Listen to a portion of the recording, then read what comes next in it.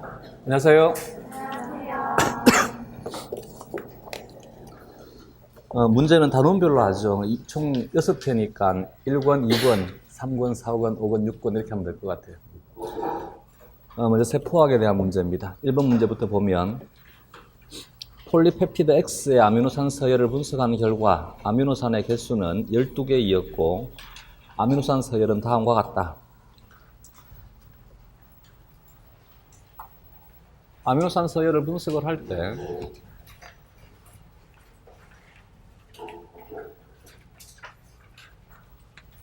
생급법은 생성물이 N-말단을 디니트로페닐화한다 했지.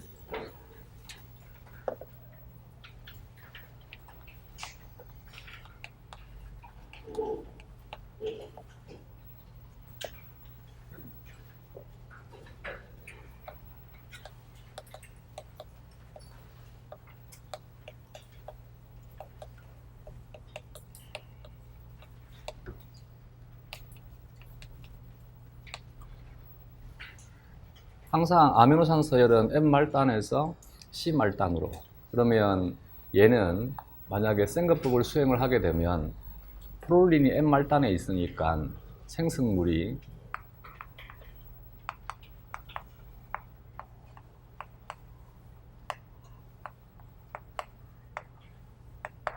디니트로페닐 프롤린이 생성이 되게 되겠지, 그렇지? 그러면 판독할 때는 우리는 여기서 얘만 떼주면 돼. 디니트로페닐은 떼고 프롤린만 읽어주면 되겠지. 생급법은 무엇을 읽어주는 방법이다. N-말단을 읽어주는 방법이다. 만약에 생급법을 수행을 했는데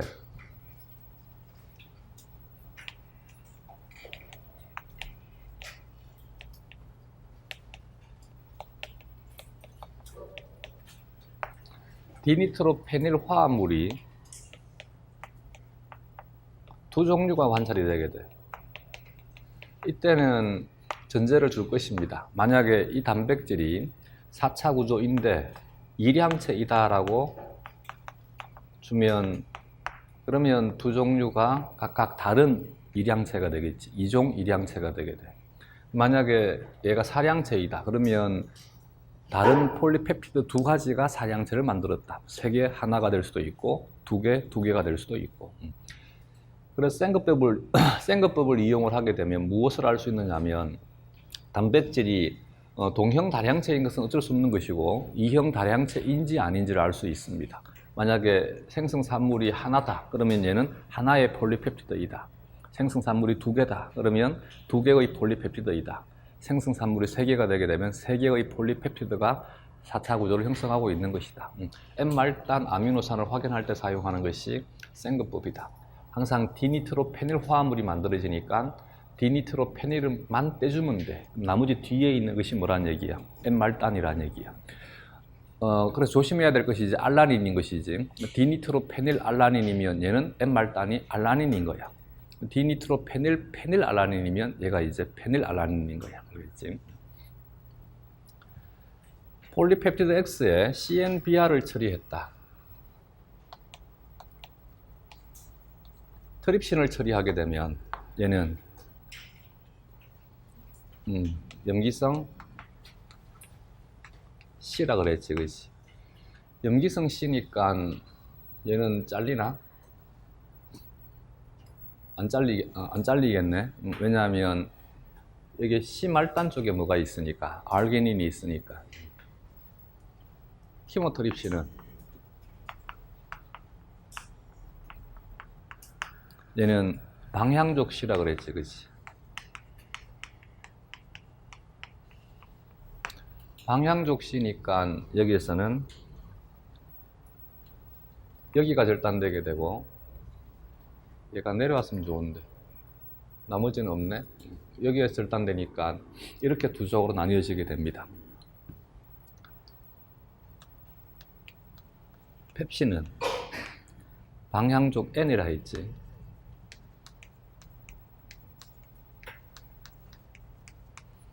따라서 펩신을 처리하게 되면 펩신은 여기를 잘라주겠지.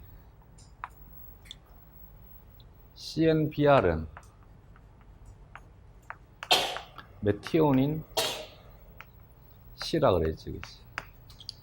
얘는 메티오닌 C니까 여기를 잘라주면 되겠지.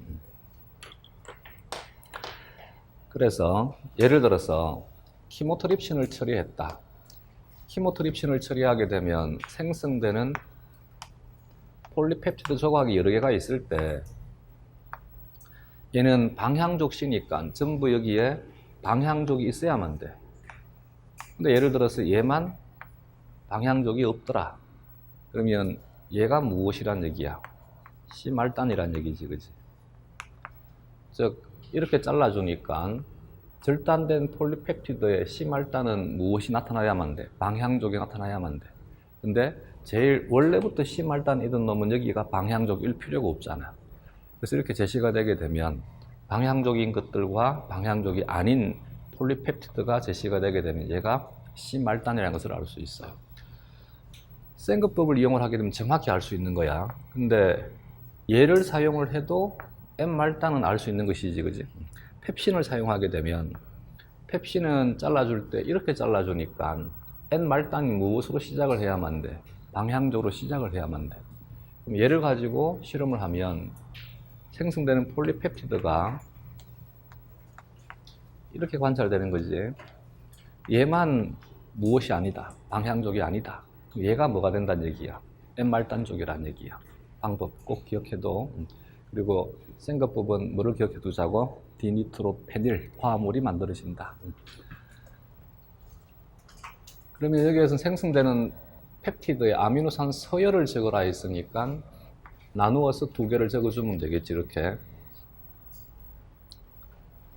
키모트립신을 처리하였을 때 생성되는 펩티드의 종류라 그랬으니까 얘는 두 가지가 되겠지, 그치?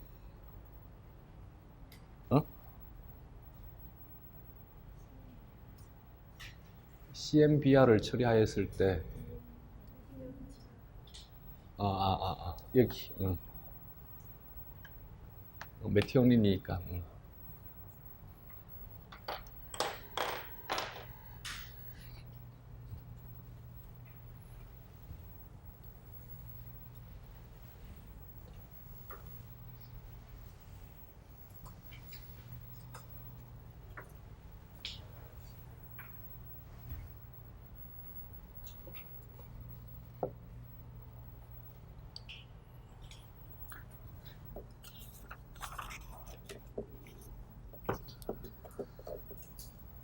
단백질과 관련된 내용들 중에서는 실험은 정리를 해도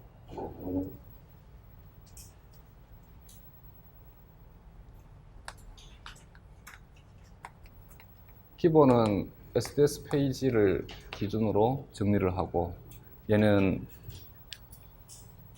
SDS가 들어갔으니까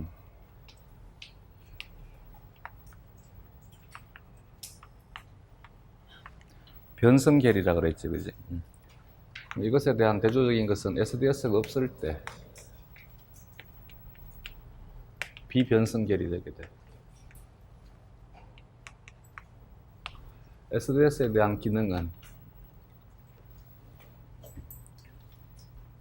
고온과 함께 처리해서 단백질을 변성시켜서 구조에 대한 변인을 통제한다.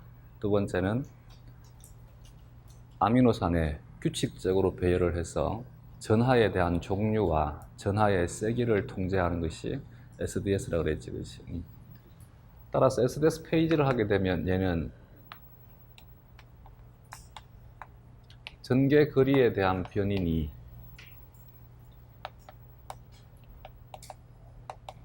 분자량이다. 분자량이 작으면 전개 거리가 길어지게 된다. 얘는 비변성계리니까 상황에 따라서 달라질 수밖에 없겠지, 그치? 단백질에 대한 고유한 전하에 의해서 분리를 하거나 아니면 단백질의 형태적인 특징에 따라서 단백질들을 분리할 수 있겠지, 그치? SDS 페이지는 다시 또 둘로 구분을 하게 되면 하나는 요즘은 몰카토 에탄올 유행 시대는 지나간 것 같아.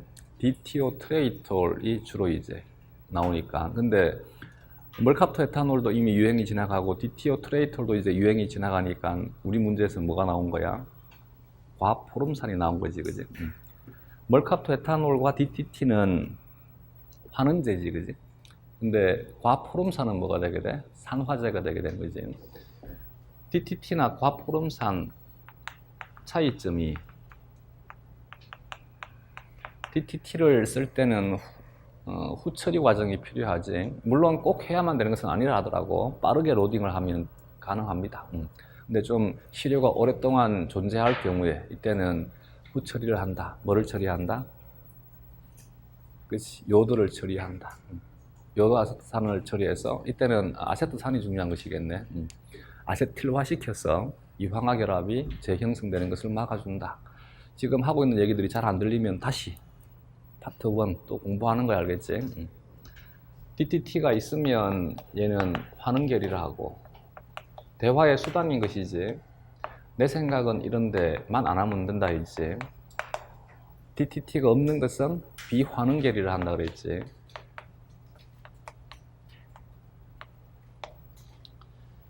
실험을 할 때 대조군으로서 환원결과 비환원결을 서로 비교를 하게 되면 이때는 목적이 뭐가 되는 거야? 이 황화결합이 형성이 되었느냐, 형성이 되지 않았느냐를 비교하는 것이지, 그렇지? 또 하나는 컬럼 크로마토그래피.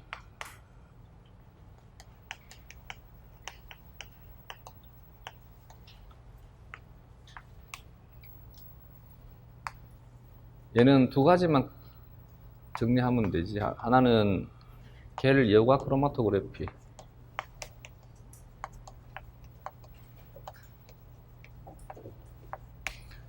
겔 여과 크로마토그래피는 얘는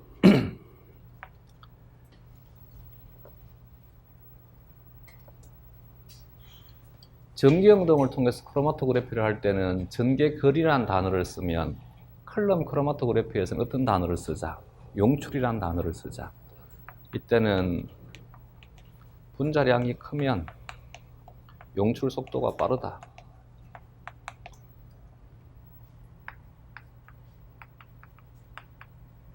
또 하나는 이온 교환 크로마토그래피.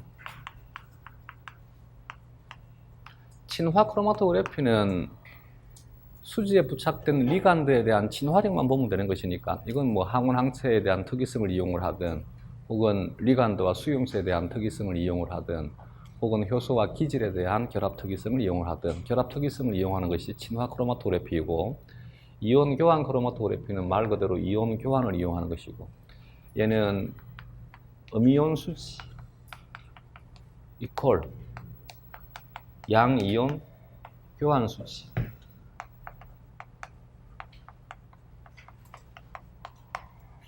양이온 수지 음이온 교환 수지. 요즘은 워낙 수지들이 잘 발달되어 있기 때문에 개발되어 있기 때문에 다양한 음이온 수지와 다양한 양이온 수지들을 이용을 합니다. 고전적인 음이온 수지가 뭐가 있다 그랬지? CM이 있다 그랬지, 그치? CM의 C가 카복시의 C라 그랬지, 그치? 고전적인 양이온 수지는 DAE라 그랬지. DAE의 A가 아미노의 A다. 얘는 카복시 메틸이고, 얘는 디에틸 아미노에틸이고, 그래서 아미노의 A다. 얘는 카복시의 C다. 음이온 수지니까 음전하가 크면 빠르게 용출되게 된다. 음전하가 크다. pI는 작다. 다시 pH는 무엇에 대한 수단이다. 용액의 pH는 용액의 상태에 대한 표현 수단이다. 이때 용액은 주체가 뭐가 된다? 용매가 되게 된다. 그래서 용매가 현재 pH니까 여기에서는 주된 대상의 주체는 뭐가 되게 돼? 수소이온이지, 그치? pH니까 산염기에 대한 얘기지. 그러면 용매가 수소 이온을 얼마만큼 지금 가지고 있느냐에 대한 것을 수치화해서 표현하는 것이 pH인 거야. 누가 가지고 있는 것? 용매가 가지고 있는 것. 용매. 알겠지? pKa나 pI는 누구에 대한 것이다? 용질의 성질에 대한 표현이다.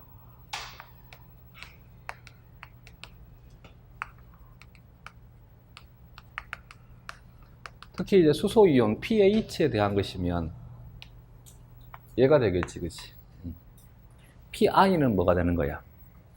pI는 전하에 대한 표현 수단인 것이고, 용질이, 얘는 용질이 얼마만큼 수소이온을 강하게 보유하려고 하느냐에 대한 것은 pKa인 것이고, 수소이온을 보유할 거냐, 줄 거냐라고 하는 것은 결국은 전하와 관련될 수밖에 없겠지.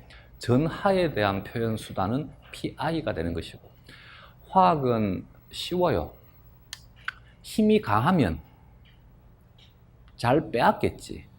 힘이 약하면 잘 빼앗기겠지, 그렇지? 많으면 주겠지.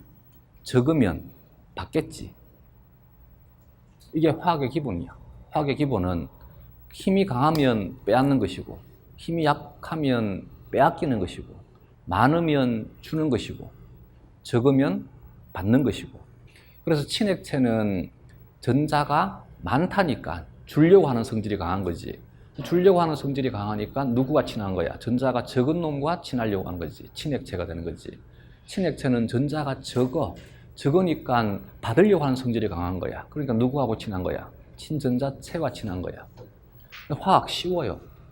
물론 우리가 할 일은 아니지만, 얘도 마찬가지.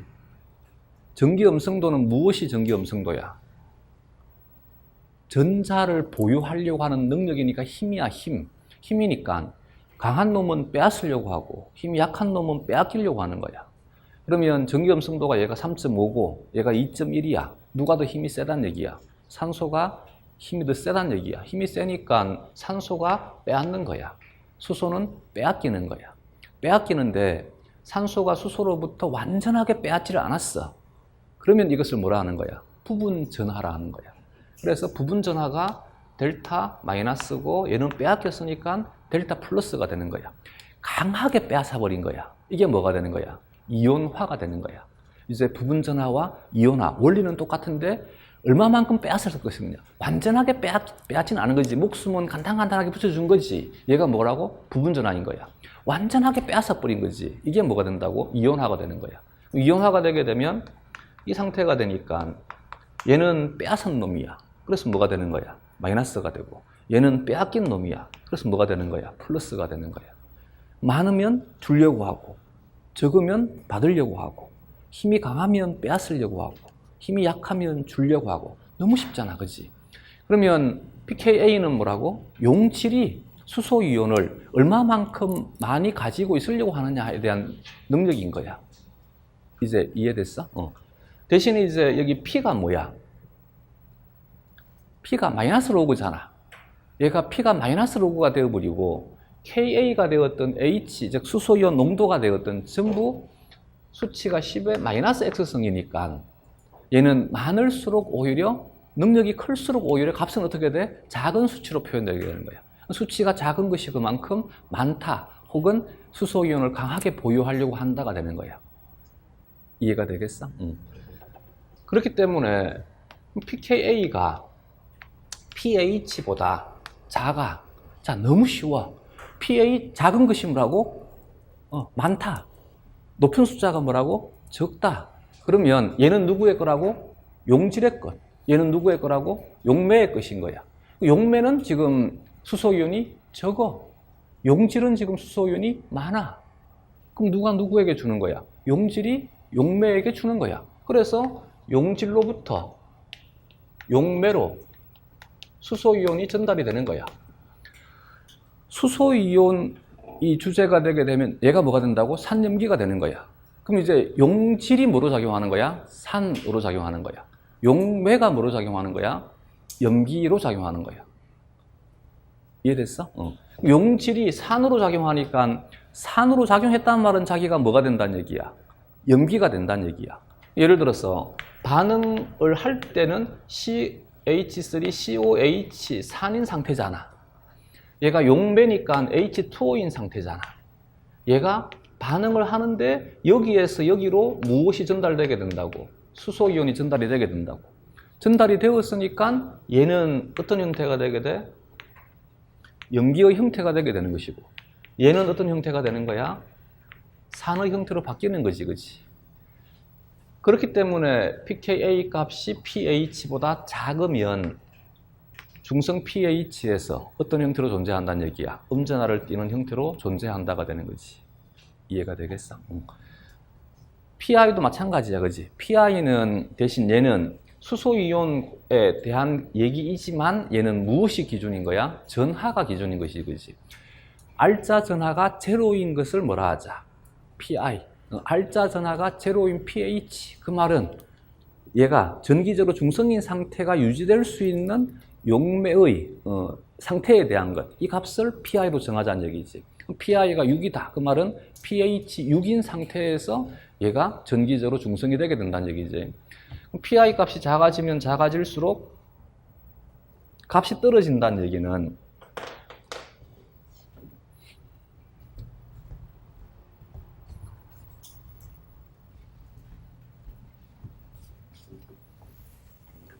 똑같은 얘기잖아. PI는 누구의 성질이라고?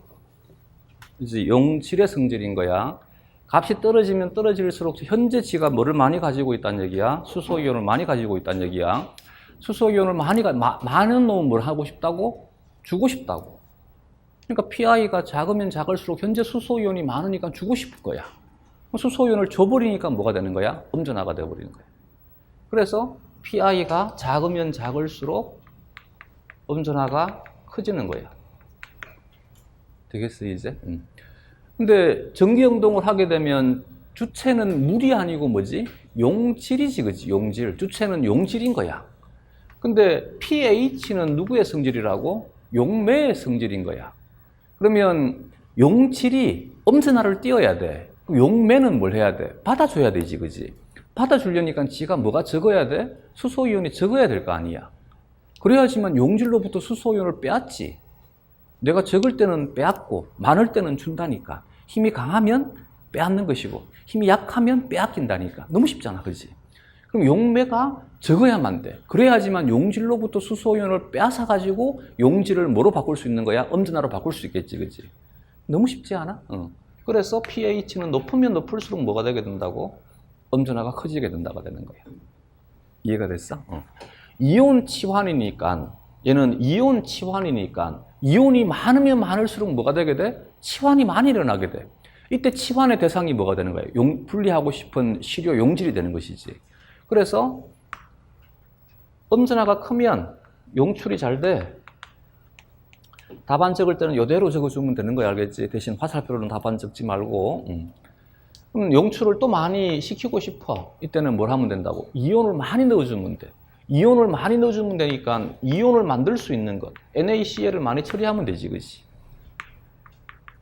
되겠지? NaCl이 Na 플러스 Cl 마이너스가 되는 반응은 어떤 반응이야? 그래도 이제 우리 마무리하고 내년 되면 학교에서 생물 선생 해야 되잖아. 뭐? 해리 반응. 해리 반응. 아, 이건 시험하고 상관없는데 지금 할 얘기는 아닌 것 같은데. 그래도 최소한 이 정도는 하고 가자. 이 반응은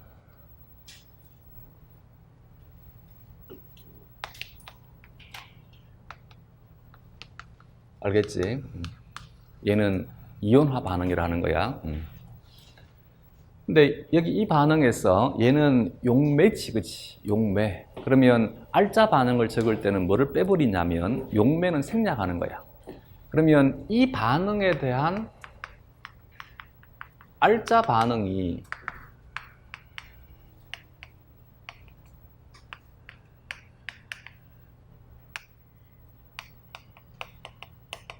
얘가 되는 거지, 그치? 얘가 알짜 반응이니까 얘는 실제 반응이 아닌 거지. 실제 일어날 수 없는 반응이야. 얘는 절대 혼자 놀 수 없는 놈이야. 그래서 우리 교재에 나와 있는 이것은 앞으로 전부 무엇으로 해석해야 돼? 이 물질을 이렇게 표기하는 거야. 표기하는 형태인 것이지. 얘가 수소이온이 지 혼자 못 놀아. 전자도 지 혼자 못 날아, 그지? 전자도 주고받는 것이지. 지 혼자 돌아다닐 수 없는 놈이지. 마찬가지 양성자도 지 혼자서는 돌아다닐 수가 없는 거야. 사실은 양성자의 농도 기울기가 형성되는 것이 아니고 이것의 농도 기울기가 형성이 되는 거야. 양성자 펌프란 말이 양성자를 진짜 펌핑하는 것이 아니고 얘를 펌핑하고 있는 거야. 알겠지? 얘가 이제 알짜 반응이 돼. 이 알짜 반응은 어떤 반응이야? 그치? 얘가 산해리 반응이 되는 거야. 실제 반응은 이온화 반응인데 알짜 반응을 적으니까 뭐가 되었다고? 산해리 반응이 된 거야. 얘는 이온화가 아니야. 얘는 이온 결합을 형성하고 있는 놈이 이제 이온 인터랙션의 상태로 바뀌어버렸으니까 얘는 해리다 한다 그랬지. 해리 반응. 얘는 해리 반응이고.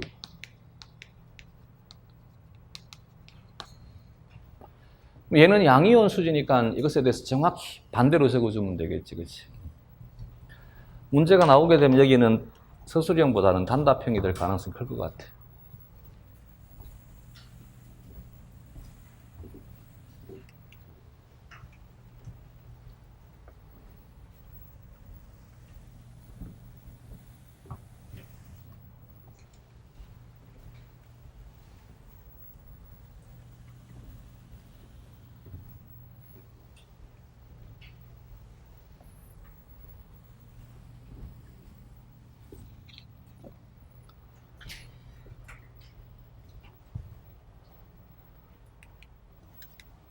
다음은 세 종류의 오턴당 구조를 나타낸 것이다.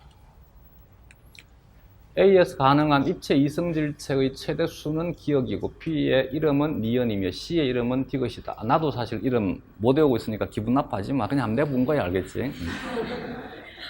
나도 모르니까 너무 기분 나빠하지 말자고. 먼저 A에서 가능한 입체 이성질체의 최대수, 여기는 A가 들어가든 B가 들어가든 C가 들어가든 상관없는 거지. A의 입체 이성질체가 B나 C가 되는 것이니까 입체 이성질체의 총 가지수를 계산을 하려면 무엇의 개수를 알아야만 돼? 키랄 중심 탄소, 입체 중심 탄소의 개수를 먼저 알아야 되겠지, 그렇지? 입체 중심 탄소의 개수가 얘가 입체 중심 탄소고 얘가 입체 중심 탄소이고 얘가 입체 중심 탄소가 되게 돼. 그러면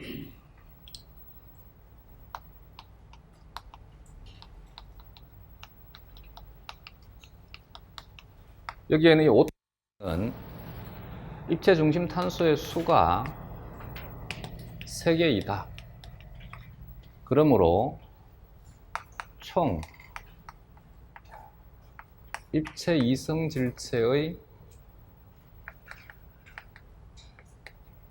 수는 어떻게 계산한다 그랬지?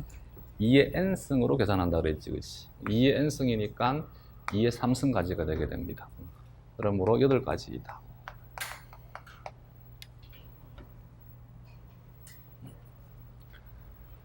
얘는 펜토저이고 펜토저에서 기본형은 이놈이 되겠네. 얘가 OH가 다 오른쪽에 있으니까 항상 거울상 이성질체를 판단할 때는 여기가 카보닐이 되게 되면 항상 카보닐을 번호 1번을 주는 거야. 여기가 이제 카보닐인데 얘가 카보닐이 1번에 있지 않고 이렇게 있을 수가 있어. 그러면 항상 알도오즈를 기준에 두고 번호를 매기고 난 다음에 케토전 그대로 번호를 따라하면 돼. 얘가 이제 번호가 1번이야. 얘가 번호가 2번, 얘가 번호가 3번, 얘가 번호가 4번, 얘가 번호가 5번이 되게 되면 얘가 하이드록시 카보닐은 위치가 바뀔 수 있다 그랬지, 그지? 근데 이 하이드록시 카보닐이 위치가 바뀌는 것이 우리 몸에서 의미가 있으려면 뭐가 있어야만 돼? 효소가 있어야만 돼. 얘는 효소가 있어야 돼, 알겠지? 아노모의 전환은 얘는 효소가 필요가 없는 거야. 아노모를 바꾸어주는 효소는 필요가 없는데 뭐는 필요하다고? 얘는 아예 구조 이성질체이기 때문에 구조 이성질체는 우리 몸에서 효소가 있어야만 돼. 효소 이름을 뭐라 부르면 돼? 이것이 이성질 화요소. 얘는 5탄당 이성질 화요소. 5탄당 이성질 화요소가 얘를 위치를 바꿔주는 거야. 위치를 바꿔주게 되면 여기 이 자리가 이제 하이드록시로 바뀌게 되고 여기가 뭐로 바뀌게 돼? 카보닐로 바뀌게 되는 거야. 그리고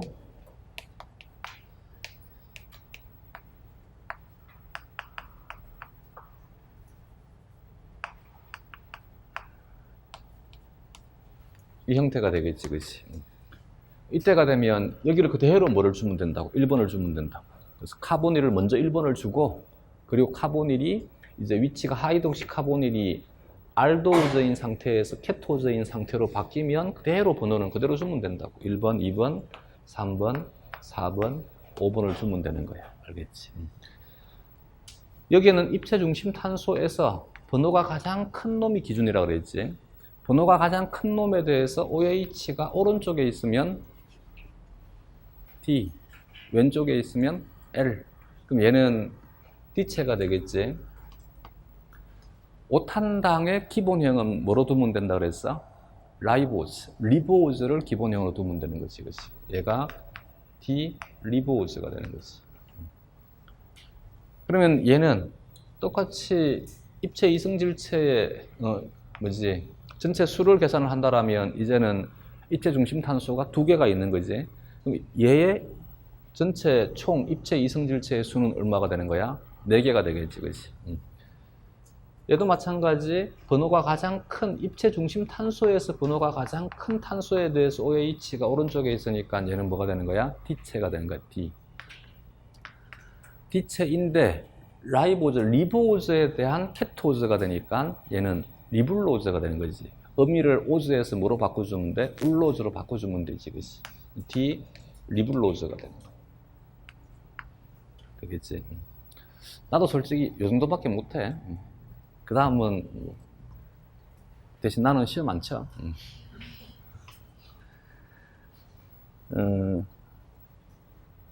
얘는 이것에 대한 에피머지, 그치?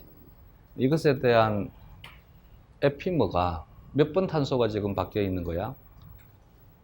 얘는 2개가 다 바뀌어 버렸네. 더더군다나 얘가 에피머가 아니네, 그러면. 얘가 왼쪽에 있으니까 얘를 보지 말고 얘를 봐야 되겠네. 이것과 이것의 관계가 서로 이제 에피머의 관계가 되는 거지. 이것과 이것의 관계는 뭐라 하면 돼? 부분 입체 이성질체라 하면 되지. 얘가 에피머의 관계이고 몇 번 탄소의 입체 배열이 바뀌어 있는 거야? 3번 탄소의 입체 배열이 바뀌어 있는 거야. 되겠지? 얘는 번호가 가장 큰 탄소에 대해서 OH가 어느 쪽에 있어? 오른쪽에 있어. 그럼 뭐라 하면 돼? D체라 하면 되겠지, 그치? D체. 3번 탄소의 에피머가 뭘까? 근데 5탄당 그러면 우리 뭐 배우는 거 몇 개 안 되는데. 아라비노즈, 크실로즈. 얘가 크실로즈야. 크실로즈는 발음 기호대로 그대로 표기하는 것이 크실로즈인 것이고, 얘를 발음 기호로 그대로 표기하면 크실로즈라고 표기하는 것이고, 얘를 발음 나는 대로 표기하게 되면 뭐라고 발음하면 돼? 자일로즈가 되는 거지. 그래서 크실로즈라 해도 되고 자일로즈라 해도 되고. 되겠지? 자, 얘와 얘의 관계, 이걸 물어볼 수 있어, 알겠지? 이 개념을 물어볼 수 있으니까 문제에서 얘는 뭐라 하면 된다고? B와 A의 관계는 에피머의 관계이다. A와 C의 관계는 그치, 거울상 이성질체의 관계이다.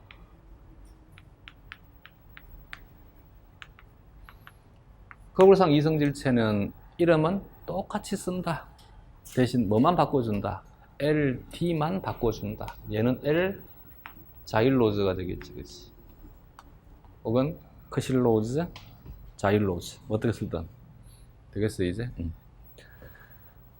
괄호 안의 기역, 니은, 디귿에 해당하는 것을 쓰되 B와 C의 이름은 거울상 이성질체를 필히 표기하라 했으니까 얘는 D, L에 대한 것이 표기가 되지 않으면 점수를 맞을 수가 없는 거야.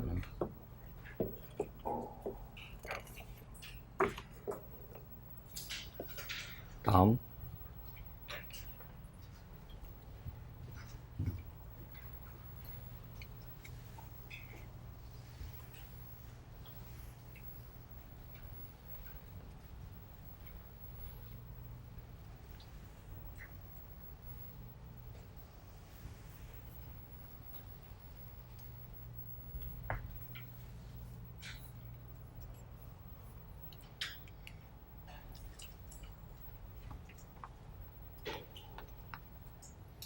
용액은 주체가 용매라 그랬지, 그치? 용매. 용매에 대한 것은 표현할 때 얘는 리터로 표현이 가능하고 그람으로 표현이 가능하지, 그지? 그래서 용매는 리터로도 표현이 가능하고 그람으로도 표현이 가능하고 용질은 리터로 표현을 할 수가 없지. 용질은 뭐로 표현하는 거야? 그람으로 표현하는 거지, 그람. 아, 액상의 용질이면 리터도 가능하나? 액상의 용질이면 뭐 가능할 수는 있겠네. 액화질소, 뭐 리터로 표현할 수 있으니까 그건 액상이니까 용질, 그건 가능하겠네.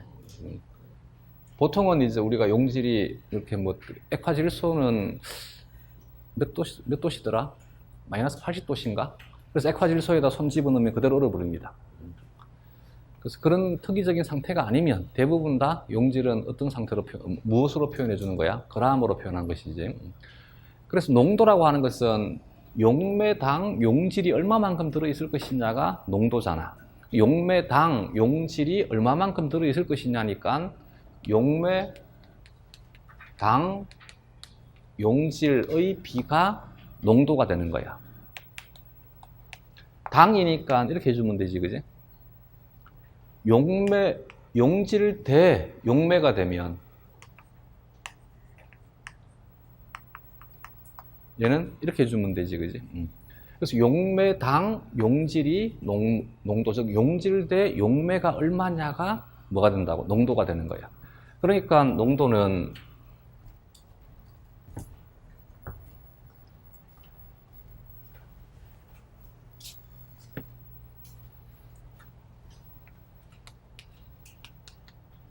그람 퍼 리터로 표현하는 것이지, 그렇지? 근데 그람 퍼 리터만 가능한 것이 아니라 농도는 그람 퍼 그람도 가능하지. 얘는 그람 퍼센트가 되겠지, 그렇지? 본 적 없어? 볼륨이면 볼륨 퍼센트를 하잖아. 볼륨 대 볼륨 퍼센트. 이게 볼륨 퍼센트이고 얘는 그람 대 그람 퍼센트가 되는 것이니 그람 퍼센트가 되는 것이고. 이해가 되겠어, 이제? 이때는 같은 그람으로 표현한 것이고 얘는 용매는 리터로 용질은 그람으로 표현한 거야, 그렇지? 단위의 기본이야.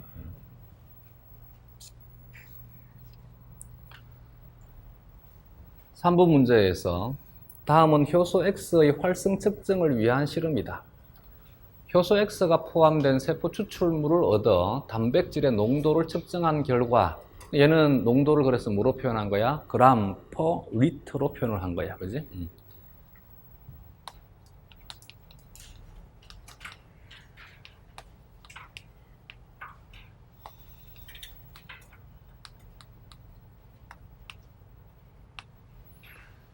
세포 추출물 10ml를 취했어. 10마이크로리터를 취했어. 그럼 이 10마이크로리터 속에 들어있는 용질의 양은 리터가 아니고 뭐지? 그람이지, 그지? 그러니까 리터를 뭐로 환산해 줘야 돼? 그람으로 환산을 해줘야만 돼. 리터를 그람으로 환산하려면 뭐를 곱해주면 될까? 농도를 곱해주면 되겠지, 그지? 그래서 이 속에 들어있는 용질의 양, 즉 이때 용질은 뭐가 되게 되지? 단백질이겠지, 그치? 단백질의 양은 10 마이크로리터에다가 50mg per ml인데 얘를 마이크로리터로 치환해 주게 되면 편할 거 아니야, 환산해 주게 되면. 얘는 마이크로그램 per 마이크로리터인 것이지, 그치? 그러면 마이크로리터는 약분되니까 500 마이크로그램이 들어간 것이지, 그치? 맞아? 취하여 총 반응 부피를 0.5ml로 만들고 얘는 총 부피가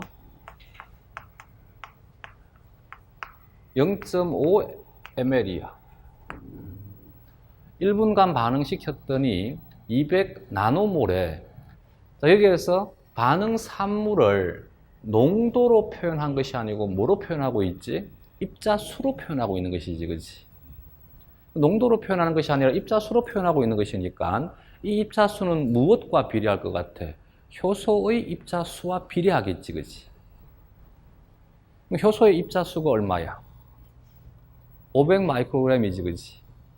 500 마이크로그램을 가지고 반응을 시키면 1분 동안에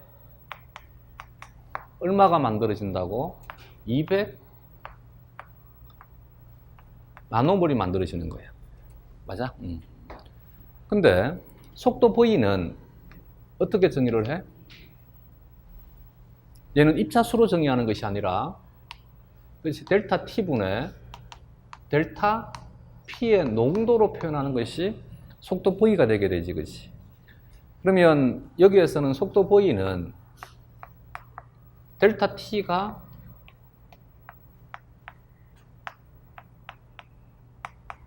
(1분이고)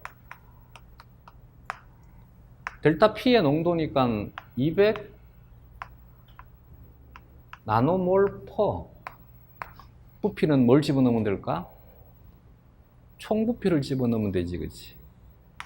0.5 ml을 집어넣으면 되겠지, 그지? 문제와 상관없이 한번 해보자고. 그러면 얘는 속도 V가 얼마가 되게 돼? 400. 자, 얘를 농도로 바꾸고 싶어. 여기를 뭐로 바꿔야 돼? 리터로 바꿔야 되겠지, 그지? 얘를 리터로 바꾸면 얘가 뭐로 바뀌면 되지? 얘가 리터가 되면 얼마로 곱한 거야? 1000을 곱한 거잖아. 얘는 1000을 곱하면 뭐가 되게 돼? 마이크로가 되잖아, 마이크로. 그지? 그러면 400 마이크로 몰 농도 퍼 미닛.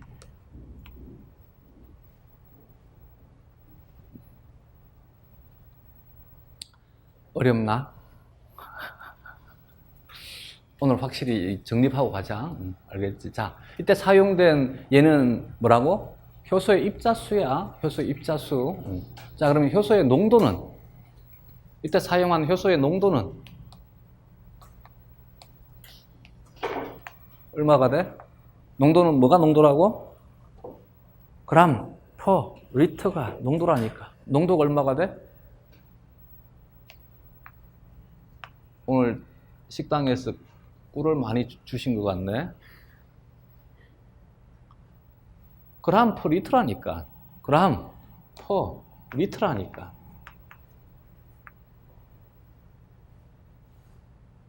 어려워. 할 수 있겠어. 자, 는 얘를 뭐로 바꾸자고? 리터로 바꾸자고, 리터로. 얘를 리터로 바꾸고 얘는 뭐가 되는 거야? 미리그램이 되겠지, 그치? 되겠어? 그러면 1000 밀리몰 농도가 되겠지.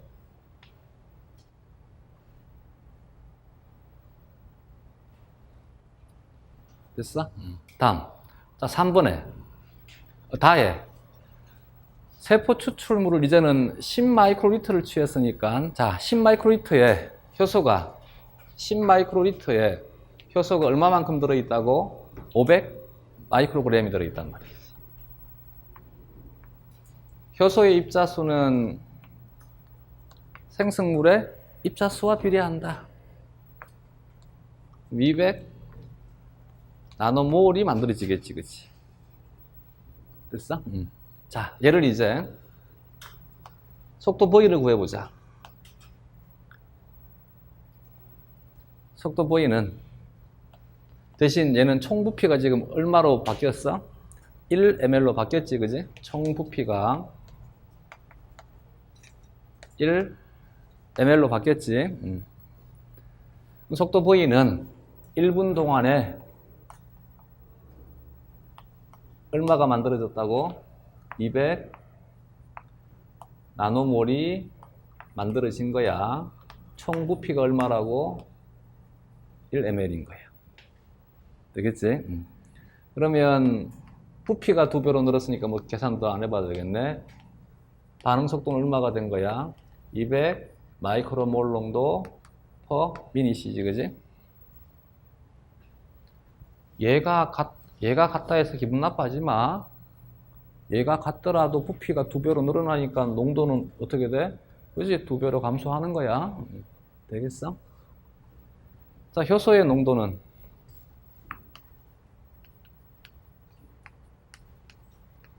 얼마가 돼? 500 마이크로그램이 어디에 들어있는 거야? 1 ml에 들어있는 거지, 그지? 효소의 농도는 얼마가 돼? 500 밀리몰 농도가 되게 되지, 그지? 그래서 답지 아무 문제 없어. 효소의 농도가 2분의 1로 감소하니까 속도 V가 어떻게 돼? 2분의 1로 감소하잖아. 차분히 한번 해보면 돼. 아무 문제 없어. 되겠어, 이제?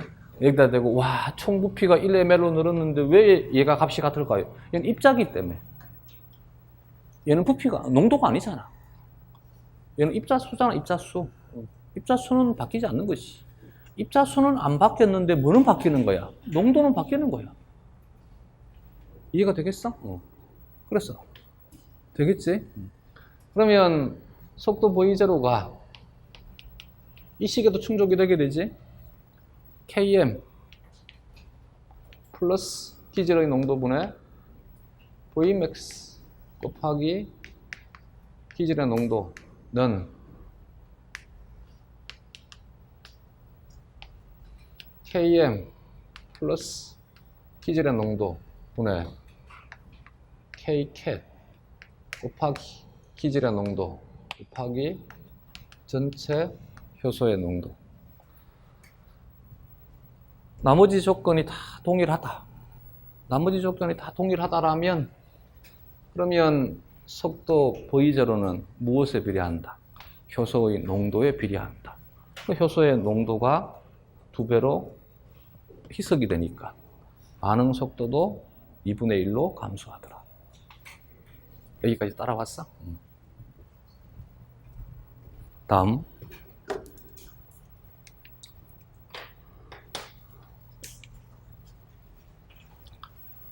세포 추출물의 효소 X의 농도를 단위수 per ml로 표기를 해달라 그랬어. 단위수. 이제 단위수로 계산하자.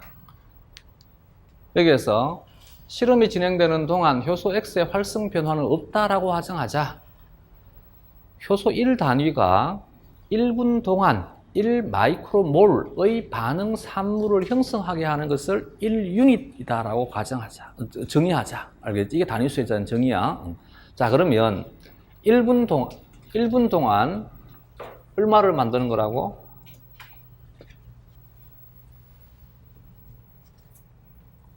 1분 동안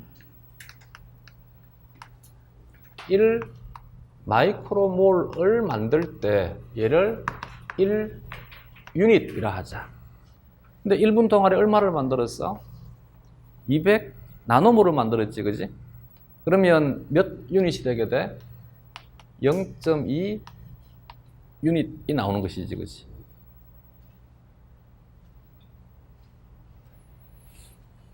마이크로하고 나노하고 환산이 안 돼?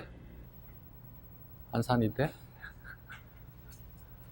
여기도 200이고 여기도 200이라니까. 둘 다 200이니까 입자수는 지금 변화 없잖아. 지금 저기 단위수는 무엇에 대한 개념이야? 단위수는 농도에 대한 개념이 아니고 단위수는 입자수에 대한 개념이잖아. 단위수는 유닛은 무엇에 대한 개념이라고? 입자수에 대한 개념이야. 농도가 아니고. 단위수는 다시 무엇에 대한 개념이라고? 입자수에 대한 개념이야. 그래서 흔히 농도를 표현할 때 단위수 per 리터가 성립하는 거야. 단위수가 뭐기 때문에? 입자수기 때문에. 입자수 per 부피가 농도가 될 거 아니야. 그람 per 리터나 단위수 per 리터나 똑같은 말이잖아. 단위수는 뭐라고? 농도가 아니고 뭐라고? 입자수라고, 입자수. 알겠지? 얘는 입자수야, 입자수. 여기는 농도가 아니라고. 숫자 같다고 기분 나빠하면 안 된다고. 농도가 아니고 뭐라고? 입자수라고, 입자수. 무슨 말인지 이해가 됐어? 입자수는 바뀌지 않는 거야. 대신 뭐는 바뀌어? 용액의 부피가 바뀌면 농도 바뀌어야 알겠지. 입자수는 같은데 농도는 바뀐다고 지금 보여줬잖아. 그래서 나가 되었든 다가 되었든 똑같다고.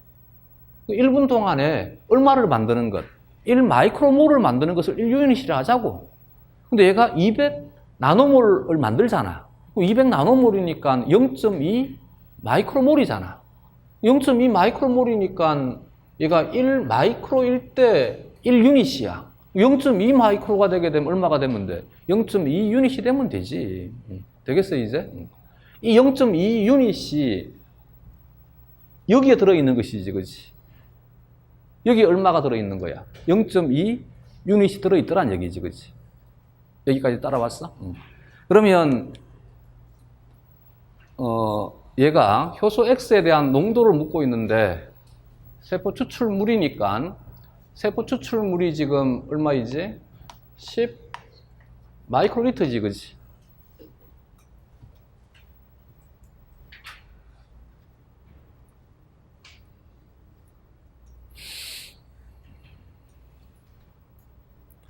가을이 되면 슬퍼지는 계절인가? 되겠어? 그잖아. 묻는 것이 뭐를 묻고 있어? 단위수, 퍼, 리터를 묻고 있잖아. 실험에 사용을 한 게 얘가 어디에 들어있었는 거야? 여기에 들어있었잖아, 여기에. 그지? 그래서 세포 추출물 내에 10 마이크로리터 내에 얼마가 들어있었다고? 0.2 유닛이 들어있었다고. 그러면 얘를 단위를 뭐로 바꾸라 그랬어? 단위 퍼 ml로 바꾸라 그랬어. 여기를 ml로 바꾸고 싶어. 어떻게 하면 돼? 여기다가 ml로 바꾸고 싶어. 어떻게 하면 돼? 100을 곱하면 돼? 얘를 100을 곱했어? 여기도 100을 곱하면 되겠지, 그지? 그럼 답이 얼마가 되는 거야?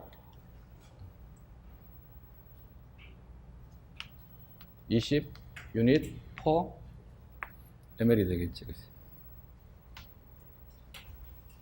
됐어? 따라왔어, 이제? 다음. 두 번째. 다에서 효소 반응의 반응 속도. 다의 반응 속도니까 얼마나 하면 되는 거야? 200 마이크로몰 농도 퍼 미닛인데 단위를 뭐로 바꿔달라 그랬어? 몰 농도로 바꿔달라 그랬어. 몰 농도로 바꾸게 되면 얘를 몰 농도로 바꾸고 싶어. 어떻게 하면 돼? 2 곱하기 10에 마이너스 4성 몰 농도 퍼 미닛이 되시겠지. 맞나? 잘못됐네. 뭐가 잘못된 거야? 답지가 잘못된 것 같은데. 잠깐만. 200 마이크로몰 농도 퍼 미닛. 그러면 0.2 밀리몰 농도.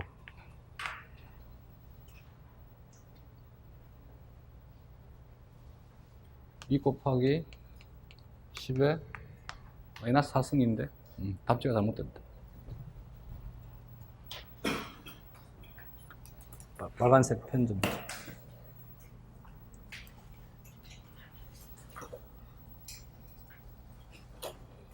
살을 타이핑 해야 되는데 5가 타이핑이 됐나 보다.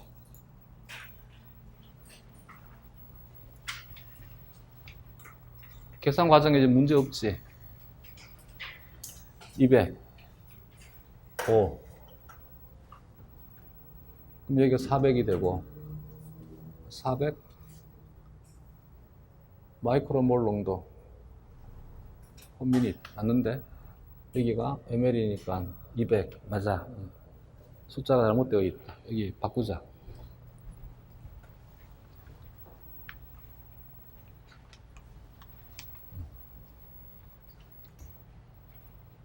다음 두 번째, 세포 추출물 단백질에서 효소 X의 특이 활성도가 단위당 미리그램으로 표현을 해달라 그랬어. 얘가 0.2 유닛이야. 0.2 유닛이 몇 그램에 대한 것이 0.2 유닛이야? 500 마이크로그램이 0.2 유닛이지, 그치? 되겠지? 근데 얘를 무엇으로 바꿔달라고? 미리그램으로 바꿔달라고 그랬어. 얘가 미리그램이 되면 얘가 2배가 되면 되니까 0.4 유닛 퍼 미리그램이 되겠지. 그치? 맞아? 여기는 0.4. 아, 답지 지금 이거 떼야 되는데 잘못 적었다. 단위 퍼 ml이 다 있으니까 이건 떼고 숫자만 적어. 여기도 떼고 숫자만 적어주면 돼. 20 2 곱하기 10의 마이너스 4성 0.4. 이게는 오타가 있는 것 같아. 내가 4를 타이핑할 게 5를 타이핑한 것 같아.